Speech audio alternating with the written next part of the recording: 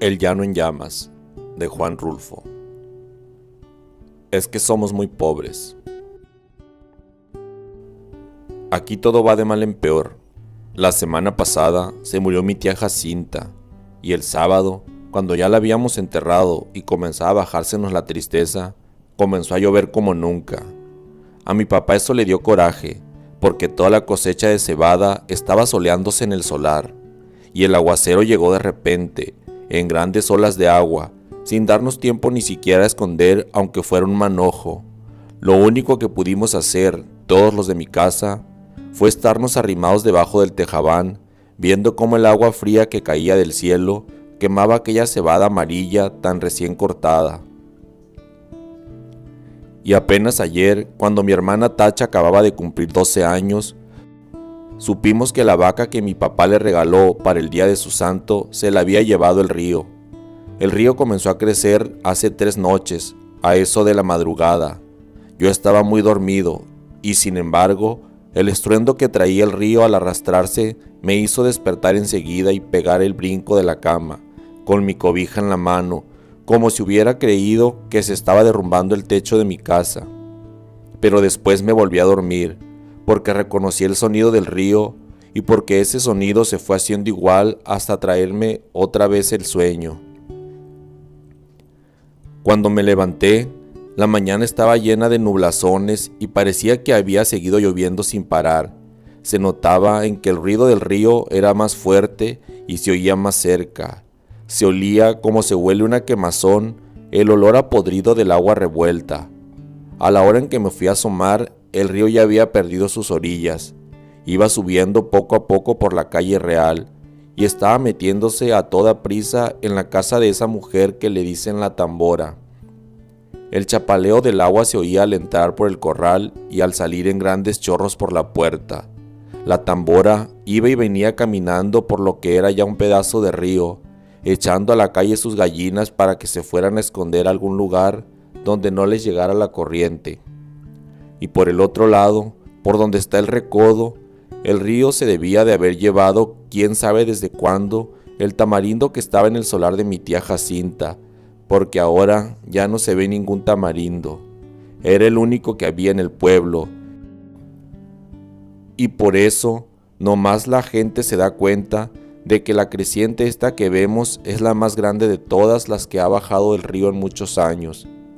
Mi hermana y yo volvimos a ir por la tarde a mirar aquel amontonadero de agua que cada vez se hace más espesa y oscura y que pasa ya muy por encima de donde debe estar el puente. Allí nos estuvimos horas y horas sin cansarnos viendo la cosa aquella.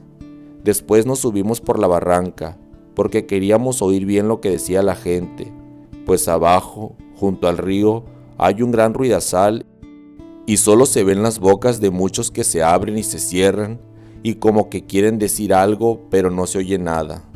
Por eso nos subimos por la barranca, donde también hay gente mirando el río y contando los perjuicios que ha hecho. Allí fue donde supimos que el río se había llevado a la Serpentina, la vaca esa que era de mi hermana Tacha, porque mi papá se la regaló para el día de su cumpleaños, y que tenía una oreja blanca y otra colorada y muy bonitos ojos. No acabo de saber por qué se le ocurriría a la Serpentina pasar el río este, cuando sabía que no era el mismo río que ella conocía de a diario. La Serpentina nunca fue tan atarantada. Lo más seguro es que ha de haber venido dormida para dejarse matar, así nomás por nomás. A mí muchas veces me tocó despertarla cuando le abría la puerta del corral, porque si no, de su cuenta, allí se hubiera estado el día entero con los ojos cerrados, bien quieta y suspirando, como se oye suspirar a las vacas cuando duermen. Y aquí ha de haber sucedido eso de que se durmió. Tal vez se le ocurrió despertar al sentir que el agua pesada le golpeaba las costillas. Tal vez entonces se asustó y trató de regresar, pero al volverse se encontró entreverada y acalambrada entre aquella agua negra y dura como tierra corrediza. Tal vez bramó pidiendo que la ayudaran. Bramó como solo Dios sabe cómo. Yo le pregunté a un señor que vio cuando la arrastraba el río si no había visto también al becerrito que andaba con ella, pero el hombre dijo que no sabía si lo había visto, Solo dijo que la vaca manchada pasó patas arriba muy cerquita de donde él estaba, y que allí dio una voltereta y luego no volvió a ver ni los cuernos ni las patas, ni ninguna señal de vaca. Por el río rondaban muchos troncos de árboles con todo y raíces, y él estaba muy ocupado en sacar leña, de modo que no podía fijarse si eran animales o troncos lo que arrastraba. No más por eso no sabemos si el becerro está vivo o si se fue detrás de su madre río abajo. Si así fue, que Dios los ampare a los dos. La apuración que tienen en mi casa es lo que pueda suceder el día de mañana, ahora que mi hermana Tacha se quedó sin nada, porque mi papá con muchos trabajos había conseguido a la serpentina desde que era una vaquilla para dársela a mi hermana con el fin de que ella tuviera un capitalito y no se fuera a ir de piruja como lo hicieron mis otras dos hermanas, las más grandes. Según mi papá, ellas se habían echado a perder porque éramos muy pobres en mi casa y ellas eran muy retobadas. Desde chiquillas ya eran rezongonas y tan luego que crecieron les dio por andar con hombres de lo peor, que les enseñaron cosas malas. Ellas aprendieron pronto y entendían muy bien los chiflidos cuando las llamaban a altas horas de la noche.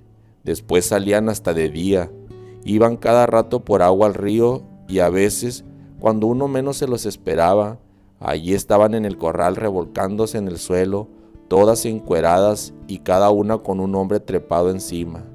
Entonces mi papá las corrió a las dos. Primero les aguantó todo lo que pudo, pero más tarde ya no pudo aguantarlas más y les dio carrera para la calle. Ellas se fueron para Yutla, o no sé para dónde, pero andan de pirujas.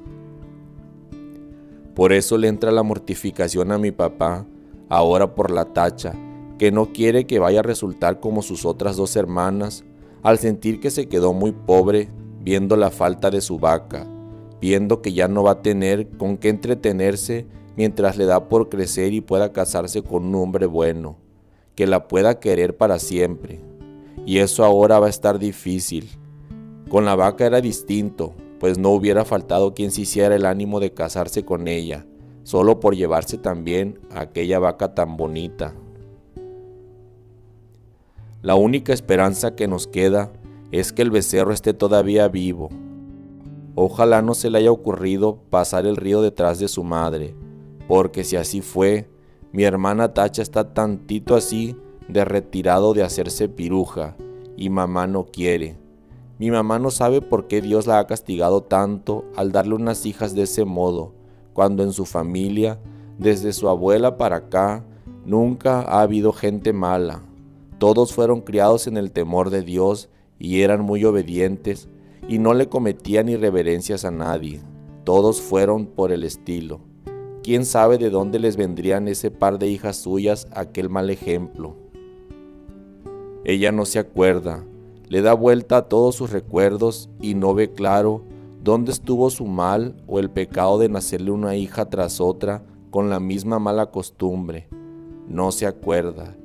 Y cada vez que piensa en ellas, llora y dice, que Dios las ampare a las dos.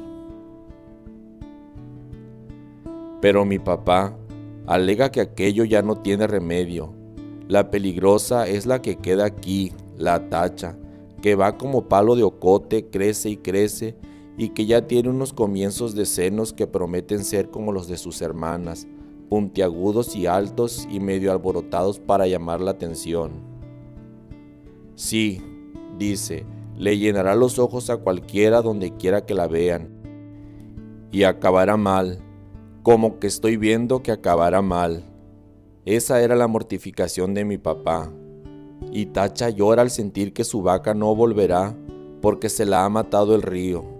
Está aquí, a mi lado, con su vestido color de rosa, mirando el río desde la barranca y sin dejar de llorar.